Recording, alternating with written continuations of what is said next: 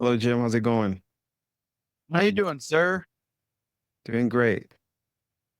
We're happy to have you here at the podcast today. Thank you, sir. Thanks for the invite.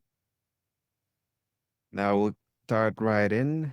And do tell us a little bit about yourself.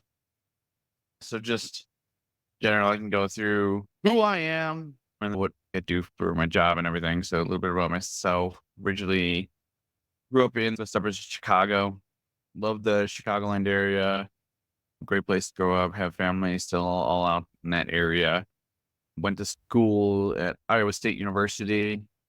Once I got out of college, got jobs. It was still during a little bit of recession post 2008 recession. I graduated in 2010. So just trying to find jobs that were hiring. Got a job with the American Cancer Society right out of college because I used to volunteer with them a lot because it was a great organization and was able to work for them through that. And then with them too long because it was down in Champaign, Illinois. So it was a little bit farther away from my friends and family who were in the suburbs. I'm still in the city. Got a job with Enterprise. Was with Enterprise for almost 6 years. That was Okay. a good stretch. Liked it. Had great experience with it. Company's a good company. Just eventually just ran its course. Like most jobs in that area, there's a time to just move on. So actually, another car rental company reaching out to me to do a more higher level position with their company, like corporate sales, business travel sales. Do that. So I started working with them and was with them for about 3 years until unfortunately the pandemic came and travel industry was no longer, and rental cars were not like you see all the travel industry companies were just losing money because no one was traveling. I was laid off from Hertz at that time, still in Chicago at the time, and was unemployed looking for jobs, both in Chicago, here in Denver, and then applying for places in California too, because I knew I wanted to get out of the city in Chicago itself just to get a change of view and try new things, and got a job. Was fortunate to get a job with Paychecks to move out here to Denver. So that got me into that HCM field, the human capital management field, payroll HR. See that, and that's what I'm currently doing now. So Paychecks for a little bit. Another company called Assure Software did something similar, but now I'm with is a company called NetChecks, which is higher level mid market HR payroll platform software. So Okay. definitely trying to get into businesses and work with businesses that have anywhere from like 25 to 150 employees just to get in because it's a great software. It's very beneficial to these companies in that range because they want to work on their company and not have to worry too much about managing their employees and developing their employees. So that's quick breakdown Okay. synopsis of my track of history. So again, All I right. just appreciate you let me speak today. We want to dive deeper into other stuff, but at first we want to get to know a little bit about Jim because we don't want people to be surprised who we're talking to, basically. Yeah. So we'll go ahead and start with the first part, which is the daily grind. Now, can you walk us through a typical day in your life, right? Mhm. And share a memorable moment that stands out. Yeah. So with the 10 plus years I've been in sales, it's a sales position. So out grinding, as you so eloquently put it, normal process is trying to get into contact with people in my network or new people to my network. Working with referral partners is the target. So like CPAs, banks, financial advisors, medical broker, business broker, insurance. And so it's really like sending emails, calling, going through LinkedIn, going to networking meetings. It's getting in front of as many referral partners, power partners as I can, because in turn, building relationships with them would then send me leads to clients that need help in that payroll HR film. So something that stands out is I just always love and prefer networking opportunities. And so going physically in person, like two chambers of commerce, business networking, like a BNI that we've been involved in, or other avenues for networking, because it's good to actually just talk with people. You can Right. only do too much through email, through phone call, but to physically be in contact with somebody just to get their readings, get their feel, talk it out, physically see them, like that's what I feel is more impactful. Okay. Yeah, this is the thing that I think in today's society, most people may or may not understand is that emails are just a quick type of a response thing. Emails and Mhm. text, most likely it's not the aspect of, oh, I need to write a full dialogue or a full big context message. The real power whereby you can mostly do that is when you have the in-person or virtual connection with somebody. Yeah. It surprised me. It's like when I see whether it's a business owner or not, they're trying to always send in long emails or long messages. It puts you in that situation as, is there no possibility for us to connect? So you Yeah. mentioned one very key point over there, but you are right. That's quite interesting with the challenges here. As a salesperson, I've always imagined how it's like having to reach, let's say you have a set plan. You have a set plan and you have to reach as many people as possible so you can make those sales points. But at the same time, I think we also forget a little bit about creating deeper connections. What do you think concerning that? Yeah. You nailed it. I think I'm right in line with like emails, phone calls most of the time. You're getting contact with them, what, 10% of the time? If not, it's a voicemail or not getting through like receptionist or gatekeeper. Emails, I feel like it is a good tool, but you have to have organization to set up cadences because you're right. Emails can be a quick, hey, let's set up a meeting or like reaching out. But also just for me, it's industry knowledge. It's sending up to date information of ever changing HR laws, regulations, payroll information. Just keeping that top of mind because in hoping in turn that these clients, these referral partners would constantly see your name and see that you're knowledgeable what you do. So that way, when they do have the opportunity, they will reach out to you for questions kind of thing. So what I feel for the tool of using email more than anything is a cadence. Cadence. Okay. Yes. Now, one more question. Tell us about a time when an unexpected event happened and completely changed your daily routine. Yeah, if you want to go back to what I mentioned before about being in the rental car industry, like I was in that Mhm. for 8 years, selling rental cars, knowing everything about it to get unemployed and laid off and trying to figure out what the heck I'm going to do, switching careers into eventually paychecks. It was just really cool because I had to use, or I was able to use my previous experience in selling, not just selling the product Mhm. and knowing your product and then using the same sales mentality to then sell a different product was cool and was able to adapt pretty well to that. It was difficult to go into a new industry and not know what it was. And I always just got a paycheck. I don't know anything about payroll taxes and I just got direct deposit, but learning what the calculations are, what the percentages are, what are the rules, like it's a lot. And for me as a salesman to know, have to learn that and then think in turn, businesses have to know this. If they're trying to do it themselves, they have to know this as well. So it's just like, why go through that headache? Just that manual process. Like if you're still doing payroll in house as a business, like it's not smart. Pay someone else to do it. Send it off to somebody else. It's not worth your Right. time. It's time consuming.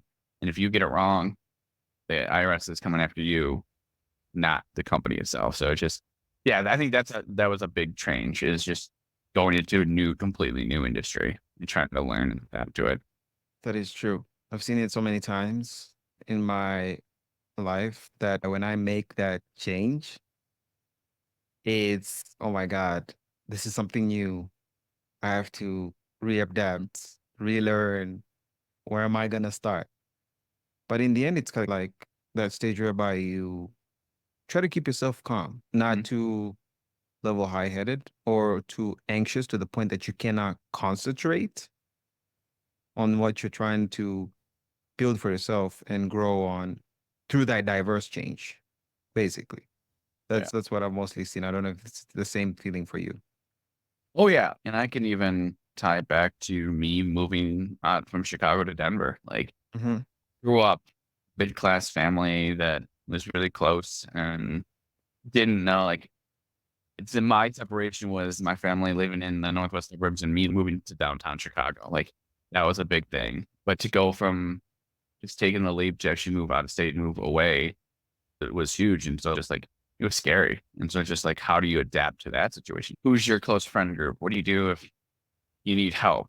And just little things that you have to adapt and just figure it out on your own. I think that's what it goes along with business too. It's just sometimes you got to take the leap, and sometimes you'll fall, but otherwise you'll learn from it and get back up and be better off with it. Right. Exactly. I think it's that moment of taking a leap that makes it emotional thing to do. They have those constant worries. This change, will it help me? But we never mostly put the part whereby we say, hey, it is a change. We may or may not be happy with it, but we can for sure learn. Yeah. Based. The idea of getting out of your comfort zone. So many people just get in their lane and stay in their lane because it's comfortable. They know it. It's what they do. It's easy. But if you want change, if you need to do something to change it, you have to change that path in some way. So that's getting out of that comfort zone, getting out of that lane. Just going to be difficult for a lot of Okay. That's a very important thing you just mentioned right there. Now, well, as we move to the next segment, tell us, Shiv, what is a simple pleasure that brings you immense joy? Can you share a story about a time when it made your day?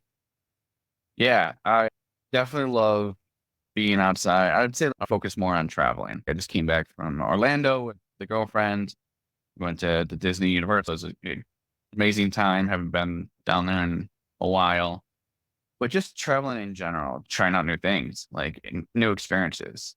I went to Europe for the first time 2 years ago with a group of friends to go to Chamonix, France, and Zermatt, Switzerland to ski. This year we're gonna go to Germany to Oktoberfest and experience that. Just new experiences, new cultures, getting out of that comfort zone. And that's one of the things I love about travel. You get to experience new things and try new things, try new food, go into different areas. But that's one of the greatest things that gives me joy. And I Hmm. think that experience was to go back to when I went to Europe for the first time. I travel a lot, but it was in the States, very domestically. Never went to Europe or another country besides Mexico because I just had a fear of just, I don't know the language. What do I do? All this stuff. And just, you just got to take that leap.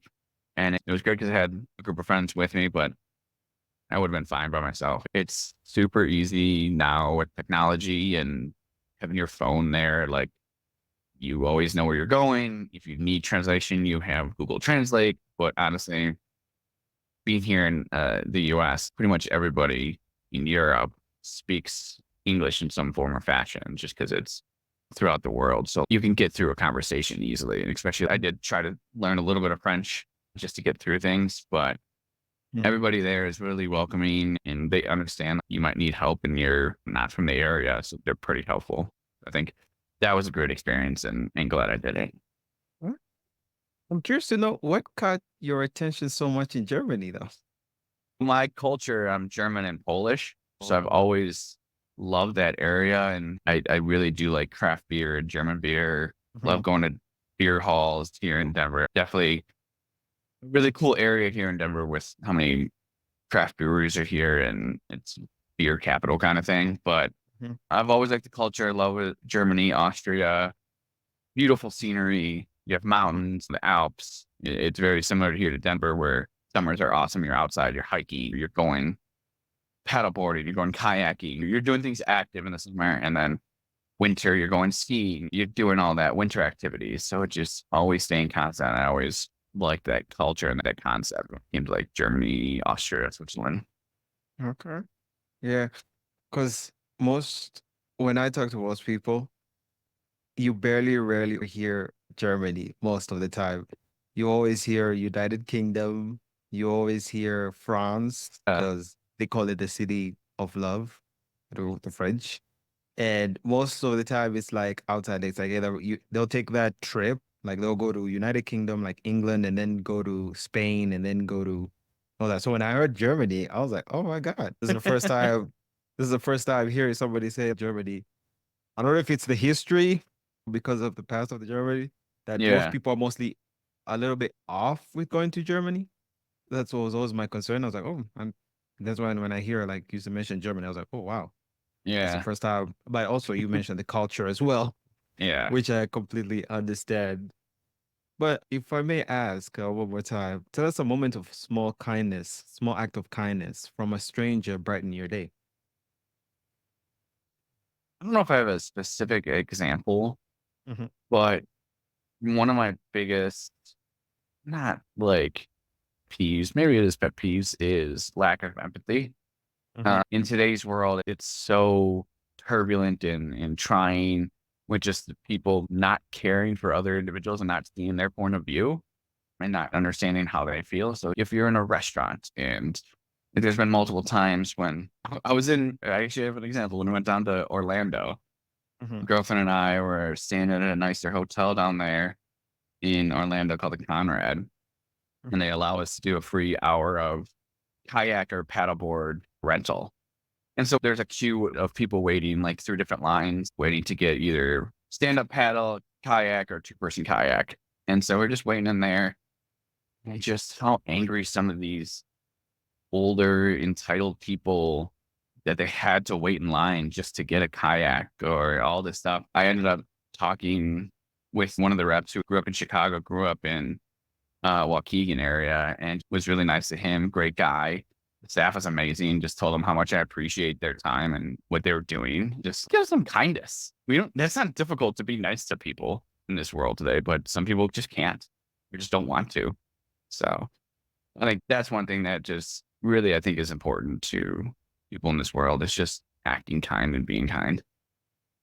Well, would it be that due to the, let's say, because in this aspect of the United States, do you Mm. think due to the changes of economy, such as recession and stuff like that, do you feel like that has a highly big impact on how people are acting today? More, I said the word turbulent before, but very one-sided and opinionated nowadays. And it's Mhm. not that ability to not meet in the middle or just try to have a intelligent, coherent conversation my way or the highway. Like we have to be compromised. We have to have intelligent conversations and discussions nowadays. The Mhm. economy itself, it's not great. Obviously, you can hear whatever the news is saying about how the Dow has hit records, but when you can go to McDonald's, like the Big Mac's like $16 now. Like just the ability that everything costs so much more now. And people are struggling. I'm struggling. Like I'm renting right now and I had a condo back in Chicago. It's not smart for us to buy right now. The Mm. place. It's cheaper to rent. And it's tough with how expensive things are and to make a way of living. I think I saw also by state that in order to be middle class here in Denver, you have to make $95,000, which is just crazy to think of. That's the bare minimum. Um, yeah, that's middle class. And I Yep. don't know what percentage is actually in that middle class, but that's crazy. So it's just it's tough, and you hope that things change over time, but it's going to take time to do that as well. Right. Exactly. Yeah. You are not wrong at all because I've noticed back then before the recession and pandemic and everything, the majority of society would love to come and help out if you're struggling on something. These days, it's just so closed off, especially Mhm. after the pandemic and the recession. Like everybody's just so closed off. They don't want to interact with you. They're always on high alert as if something bad is going to happen. And just trying to let them know, hey, dude, nothing to worry about. We're all human. It is one of the toughest things to do. You Yeah. know, like I've seen it so many times out there, and you notice these little things changing, right? Like the act of kindness, developing deeper communications or connections, right? It's slowly transitioning to becoming a non-existent thing anymore. And I'm always like, okay, if we're always like just highly focused on the purpose on being there and not also what do we create out of it, how far can we really go? That's You know, always been a question of mine. What do you think of that? yeah, like things are changing that you can do a lot of things virtually, remotely. You don't have to do things in person anymore. That with companies doing like not having more locations anymore. So like, how do you connect with those individuals through Zoom, through email, through phone, through webinars? How do you break that barrier nowadays? Because that's the way it's changing. Like you think we're always going to have the ability, or like people want the ability to go in somewhere, but in the end, like majority of it's going to be done virtually. How do you adapt to that, especially being salesmen? What does that look like?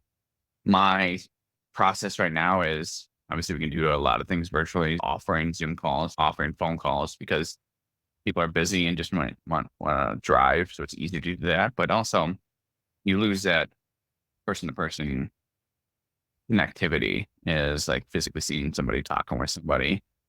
And specifically for my industry business, a lot of the big competitors that I have, like EDP Paychecks, their customer service wise is moving everything to a 1-800 number dial system. You don't know who you're getting and who you're talking to, but to have some, like my company, you have me physically here in Denver that could go meet at your business and talk you through things and help you out. It's definitely changing and different. Is that always going to be the same thing? I think it's a huge thing. The change in connectivity when it comes to business. Exactly. Yeah. And not just in the aspect of business, but also in the aspect of connecting with people. Mhm. Because I feel like if you just sit down and choose to connect for your own sole purpose and not connecting to getting to know a person, build a relationship, it's going to be a very tough thing to do, especially in adapting to the norms of the society. So it's always best to keep in mind I don't have to go necessarily there to make a sale or to do something for a specific purpose, but I can connect with this person. Let's see if I can connect with him or her, basically, get to know them better and all that stuff. And I think that's what we've mostly, as a society, are starting to slowly forget together, basically. But you did share a valuable point right there. And I'm glad that you pinpointed it out because a lot of people today don't take it much into consideration anymore. I don't know if you've Right. noticed this thing. Yeah. And I've been lucky in the aspect that I'm a very social individual. So like Mhm. meeting new people and friends and having a good core group of people that are my close network of friends is easy to me, but I know how tough it can be to other people and especially younger generations too. You know, I'm not that old, but I'm also not that young. But like people that grow up with everything online and you can do all this stuff online. When we grow up, we were out meeting people and going places. So it's just, again, it's that change in how we connect with people, like you're saying. It's going to change, it's going to evolve something Right. different that we just might not know of and might not comprehend at this point. Exactly. Exactly. Yeah, that is true. Anyways, glad we shared about that. Moving on Yeah. to the next segment is the unexpected adventures. So tell us, can you count on an adventure that happened unexpectedly and it changed into a remarkable moment or memorable I don't know if I specifically have one because I'm such, you can even talk to my girlfriend about it, like such an over planner of things.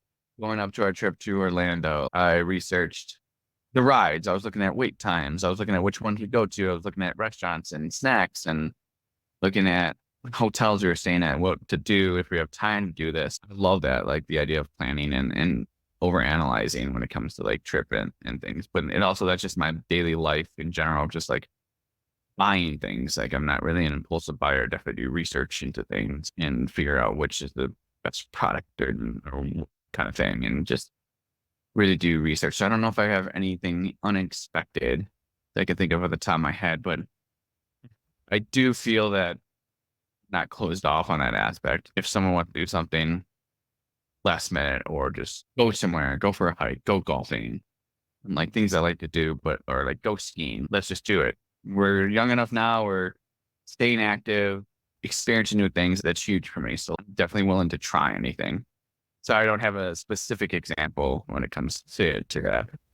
I can tell by the character because when we started having our BNI meetings, we'll go to Yeah. simple places like the golfing area in Westminster, Topco. Yeah. We went there too. And it was like most of the time when I had those BNI meetings, it was mostly Yeah. coffee places or restaurants, basically, either before the meeting or after the meeting. And but how I connected with you was a little bit different. It was because of those something that you did not expect an adventure like this. Oh, we're gonna go to the golfing area, or we're gonna go to a simple arcade place. Yeah. Basically, you just with that expectation in mind that oh, we're gonna go to a coffee place or a restaurant. But having that switch, I was like, okay, exactly.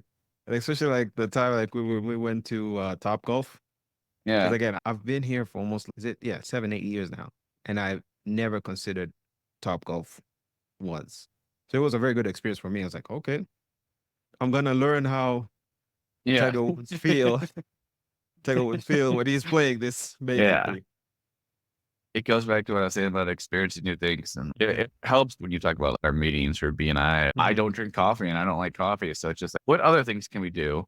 Like, I'll Right. meet you at a coffee place and try to get tea or something, but I don't like coffee. So I'm going to try to do different things to get out of that social norm, of that Mhm. repetition of those places.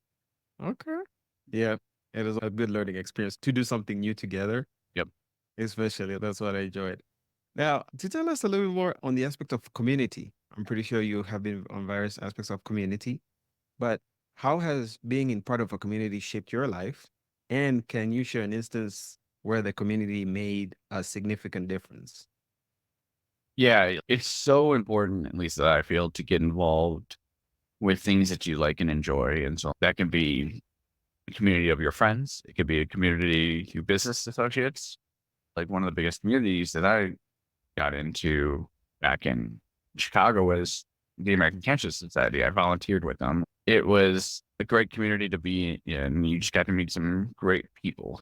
Being involved in something outside of your friend group and just meeting more individuals to get more experience networking, but just talk with new people, get new mindsets, get new culture.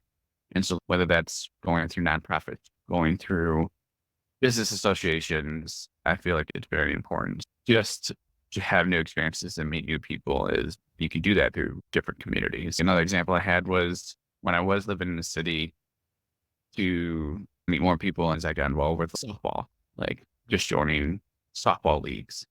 So something that's getting you out there and meeting new people, but just, yeah, doing different things, activities that you like, and then meeting with other people to do that same activity instead of you doing it by bunch, do it with a group of people. So that way you can meet and build relationships with people. Yes. Yep. Which you're not wrong as well. Because again, I feel like a lot of people these days, since we talked about the diverse changing on creating deeper connections and communications, it feels like a lot of people have lost the knowledge and understanding of how impactful and big the power of community can be. That's what you feel like. A lot of people have lost touch of how community is and how impactful it can be. Oh yeah, I'm sure that with the meetings, networking meetings you've gone to, and like I've gone to, is the people that, like business owners that open a business in like these communities, just like Littleton, for example, like they open it up, they know the businesses around their businesses, they know what's going on, the pulse of the community, the pulse of the village. And so it's just you have that knowledge, and to have that pulse of what's going on in that area is huge as not only a business owner, but just for you as well. So knowing things that are going on, if you do have kids, what are the better school programs to go into, after school programs, like things like that. And you're not going to know that without interacting and communicating with like-minded people and people in that community. And since you mentioned kids, which is a very good key point right there, there's that saying that says it takes a village to raise Good. a child. So it makes me wonder if do you think it's easier to just make certain decisions like where should my kids go to school? What either tuition or basically extracurricular curriculum events, I should say, to join to? Do you think it makes it easier or it makes it harder without joining a community?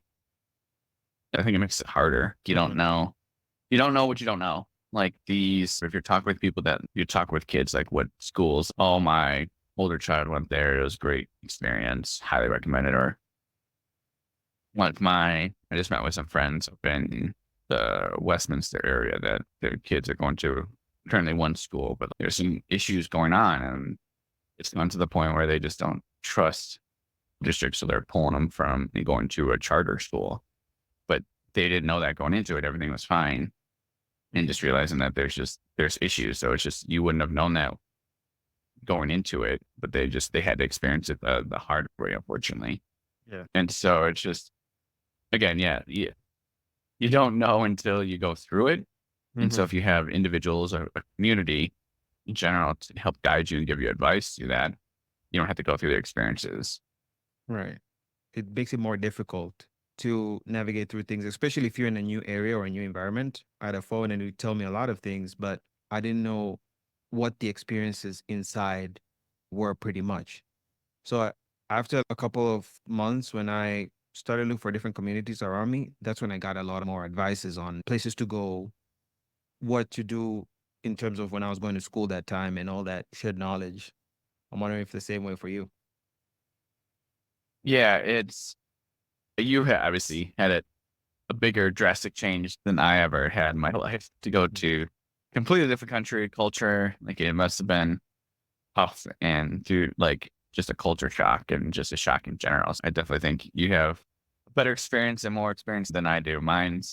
I haven't done anything that drastic in my life. The biggest thing is, like I said, moving out of Chicago and into a different state, experiencing new things. That was my way of easing my way into it as well. So it's just having a support system, a support group, support friends to Mhm. wherever you go. So hopefully you had something with your move is having some type of support to help guide you. Yes, despite residing with my uncle and auntie, I was still involved in communities a lot, whether it's family, friends, other relatives, classmates, trying to navigate and figure out some things. It was a challenging lesson, to be honest, and it brings a lot of memories. But at the same time, it showed me like, hey, since you've been in a different world or a different country and you're coming to another country, it will be best. That's when it showed the best part of being in a community, basically, despite Right. the big change. But yeah, And yeah, it was quite a journey. So, as the last part of this segment, tell us a bit about a community project or event that brought people together and had meaningful impact. and yeah, that might not be physically here in Denver, but I know I've talked about the American Cancer Society, which working with them when I was back in college. I volunteered for them. I went to Iowa State University. One of the big events that the American Cancer Society has is called Relay for Life. The overnight thing where you have teams about sign up to be a part of this relay. And on your team, you have to have one person walking the track throughout the night. It's a way of supporting the fight against all cancers. And so it's just a really cool event. I ran 1 year the event essentially myself. Like I was the main contact. It was already an event that was going on every year, but when I was volunteering my senior year, managing everything, like I was the VP of operations, bringing it together. It was cool to see and bring in people like my peers, my friends, and people, classmates to this organization, this event that they've never done. And the joy and how much fun they had at the event itself was so rewarding and so impactful. To bring joy, to bring excitement to others is so rewarding and helpful for your own mental stability. Just to share joy, share enjoyment, and having a good time. I don't know how to put that more eloquently, but yeah, to share experience and share good things in your life. Mhm. Yeah. Basically, I also remember those times when I was in a tournament. I was in the soccer community back then. Already navigated by playing two previous matches, playing a right back. But the one thing that I never expected was for them to ask me to be the captain of the team. Yeah, it was a question roaming around, and I was not paying attention. The next thing I know, one of my friends sends me a message like, "Hey, we have decided on a captain of the team." I'm like, "Great, who is it?" And they're like, "You." Nice. I'm sitting there and I'm like, "What?" So I have to be the manager and help them and manage the team at the same time in Ah, the field and control and everything. And I'm like, wow. It taught me a lot, not just on the aspect of community based, but a little bit of leadership skills because I always enjoy taking consideration of how everybody feels and understands when the game is going. But again, it all brings back to the power of community. When you yeah. sit around with people and you learn and you find a lot of unexpected things that you weren't expecting to happen, happening basically. Yep. But yeah, now, Jim, on the last part, please tell us the most important things that a business owner should be aware of and things to avoid at the same time in their business concerning payroll. What I talked about Hmm. earlier, don't do payroll in house. Don't do it yourself. Okay. It takes so much time. And if your numbers are wrong, if your payments are late, you're going to get hit with a fine. Outsource it to a third party company. That way, the company doing your payroll is going to hit with the fees, not you as company. You're limiting your liability. Right. Payroll in general, whole, it's not complicated. It gets complicated when you start adding and subtracting employees. That kind of goes into HR. If you don't have something set up for regulating and managing your employees, it starts to get really complicated when you get 10 or 5 more employees, specifically here in Denver or Colorado. You need like 401k. If you have 5 more employees, they have to have some type of 401k offered. If you have 5 employees, that's the big threshold and big jump. You start making managing your employees a little bit more complicated. So if you're just Googling things or trying to talk to other people, you need to get something in place that's more reliable, more accurate. And Right. so having help with the ever changing HR laws and regulation is huge, because you want to be outside growing your business and expanding and building those relationships instead of working all the time inside your business. Thank you very much. We say thank you for your time as well in joining us on today's Everyday Epic Tales podcast. And wishing you all the best. We'll probably be Yeah, here I later on. Thank you.